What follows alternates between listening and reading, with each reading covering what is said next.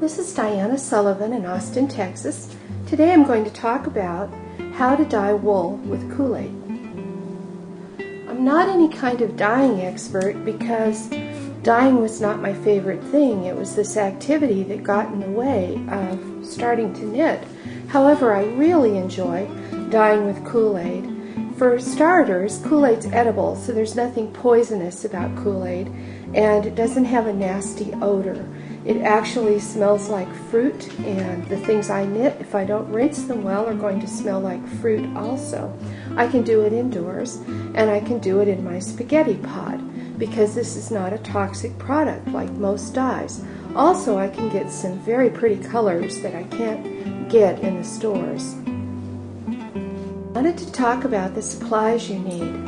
I am using a yarn called Knit Picks Bear. I very much like the Knit Picks company. This particular yarn is a sock weight or fingering weight.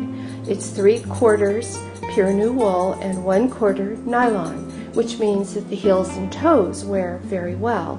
It's a very, very soft sock yarn. I like it a lot. In fact, I like it better than some of the very expensive commercially available sock yarns.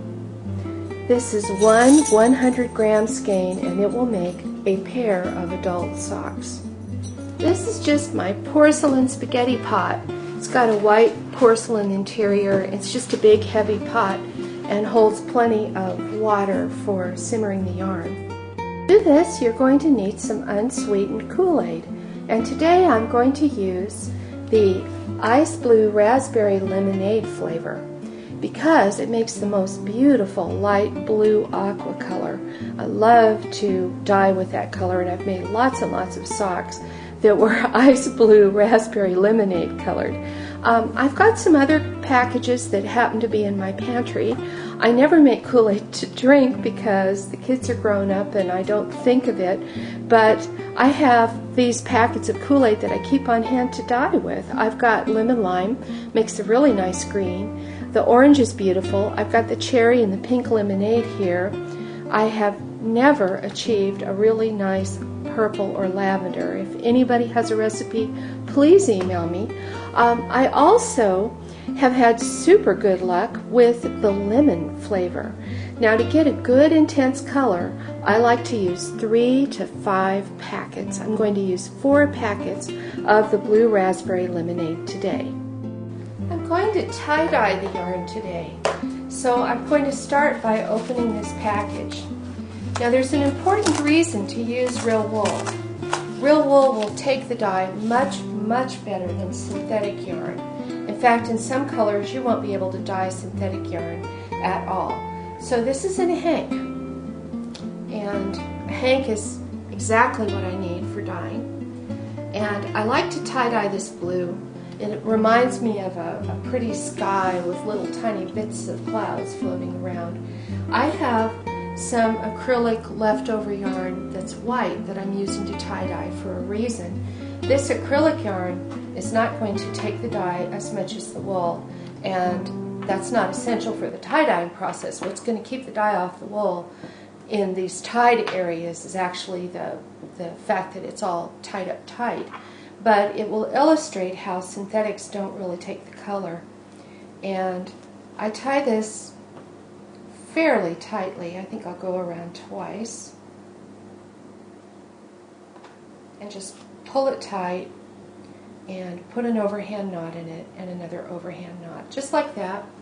And I just don't measure or anything. I just go around the hank of yarn and tie it in 3 or 4 places. Here's my hank of yarn. I've tied it in 4 places with the white acrylic yarn, and before I can put it in the dye bath, I will have to wet it down with some warm water. Now let's have a look at the dye bath. The water's already simmering, so I'm just going to dump the packets of Kool-Aid in and stir it very, very thoroughly.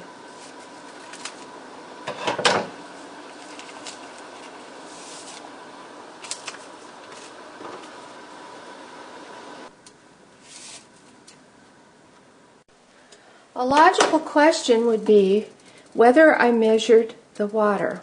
But it's not the amount of water that determines the color. It's the amount of dye. And that's from the unsweetened Kool-Aid packets.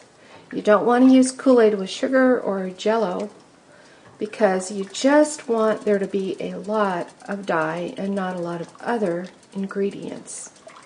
So I'll stir this quite a while until I feel like it's very well blended, and then I'll get the yarn wet to put in the dye bath.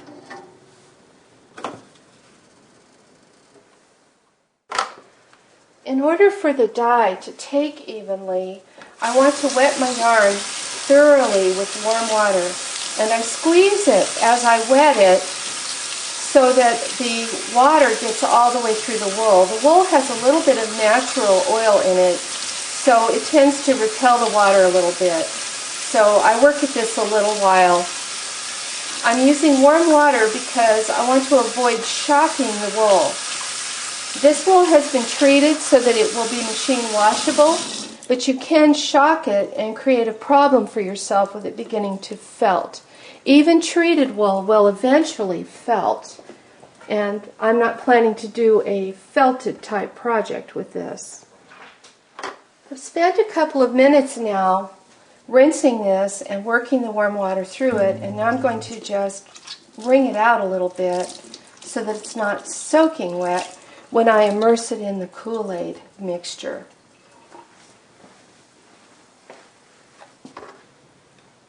This is the most remarkable part of the process. Here's my dye simmering away, Kool-Aid and water, 4 packets of Kool-Aid. The amount of water didn't really matter. And my kitchen smells like blueberries and lemons. It's really quite fun. It is just at a simmer, just below a boil. I'm going to drop the yarn in all at once, and you will see the water turn white.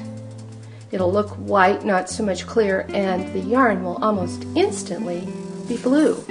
So, here we go. And once I drop the water in, I just stir the yarn, gently of course.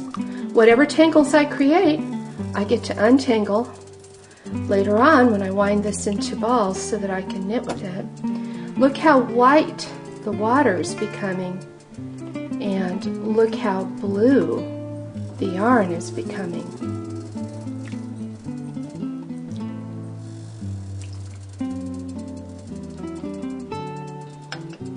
The dye transfers very quickly onto the wool. It just jumps aboard. And the places that are tie-dyed, you see a lot less color. Now what I do is I turn the heat off, and I'll just leave this in the pot and let it cool down to room temperature. I let the yarn cool long enough so that I can actually touch it. And I'm just going to lift it out of the pot. And I'll put it in my pot lid so I can take it over to the sink and rinse it. Here I am at the sink, ready to rinse the yarn. Kool-Aid is extremely color fast, and I'm just going to rinse with a warm temperature on the water. Notice the water running off the Kool-Aid is clear. Mostly I'm getting some of the flavorings and consequent odor out of the water, but I'm really not getting any color out of the water. So I'll rinse it for a little while, and then I'll squash water out of it. I rinsed my Kool-Aid very thoroughly.